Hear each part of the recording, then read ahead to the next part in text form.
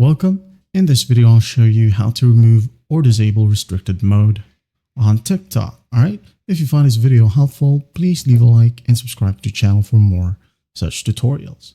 Now, first up, just go ahead and open up the TikTok app. All right. Wait for the app to open. Now, once it's opened, go ahead and go to the bottom right and tap on profile. Tap on it and you will be landed on your profile.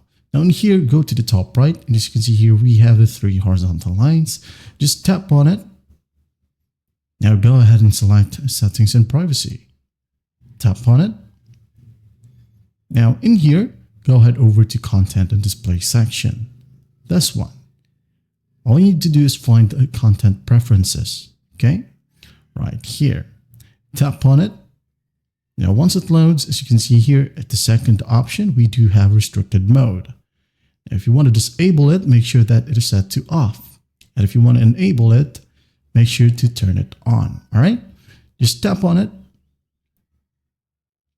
And in here, you can go ahead and turn on or turn off. All right, and that's basically how you do it. Well, I hope this video helps, and I'll see you in the next one.